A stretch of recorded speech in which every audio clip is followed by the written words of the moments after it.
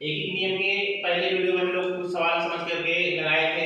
आज दूसरा सवाल हम लोग लेके समझते हैं, उससे एक नियम को थोड़ा सा और कंसेप्ट क्लियर होगा। आज एक सवाल दूसरा लेते हैं। संजय अपने घर से अपनी दीदी के घर साइकिल से 2 घंटे में जाता है। यदि वह उसी चाल से अपनी दीदी के घर से बुआ के घर जाए तो कितने समय में पहुंच जाएगा। अब सवाल को समझने की जरूरत है थोड़ा सा। संजय अपने घर से अपनी दीदी के घर साइकिल से 2 घंटे में जाता है। यदि उसी चाल का मतलब यहाँ ये हुआ कि संजय जिस स्पीड से जैसे साइकिल चला करके अपनी दीदी के घर गया है उसी तरीके से साइकिल चला करके अपनी बुआ के घर जाए। मतलब ये हो गया कि संजय साइकिल को ना उससे तेज चलाएगा ना उससे धीमा चलाएगा। अपनी दीदी के घर से बुआ के घर जाए तो कितने समय पहुंच जाएगा। जब यहाँ पे हमें प्रश्न में दिया गया है संजय के घर से उसके दीदी के घर की दूरी 24 किलोमीटर है और संजय के दीदी के घर से उसके बुआ के घर की दूरी 26 किलोमीटर है। हम इसको चित्र के समझते हैं। यहाँ देखिए हमने संजय का घर बना दिया है और ये संजय के दीदी का घर बना दिया है और यहाँ हमने संजय के बुआ का घर बना दिया है। अब देखिए संजय के घर से संजय के दीदी का घर 24 किलोमीटर है और इस दूरी को तय करने में अब संजय के घर से और दीदी के घर जाने में कितना समय लगता है, 2 घंटे लगता है। और संजय के दीदी के घर से संजय के बुआ का घर 26 किलोमीटर है।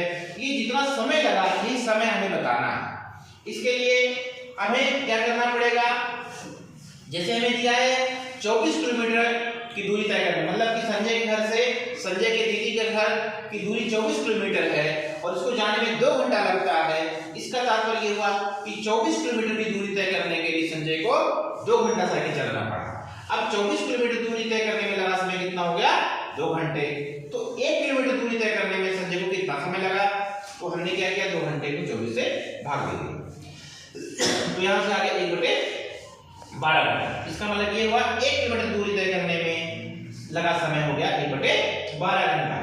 अब 26 किलोमीटर दूरी, क्योंकि संजय के घर से संजय के दीदी के घर से संजय के बुआ का घर 26 किलोमीटर दूरी है।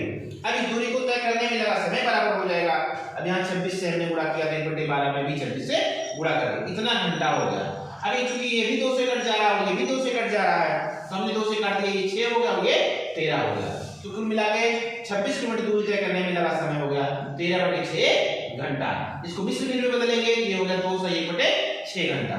अब इसको मिनट में अगर बदलना चाहे, सवाल तो हमारा यहाँ हो गया, लेकिन सवाल को और अगर हल करना चाहे, यहाँ देख सकते हैं 1 घंटे में 60 मिनट होता है तो 1/6 घंटे में कितना होगा।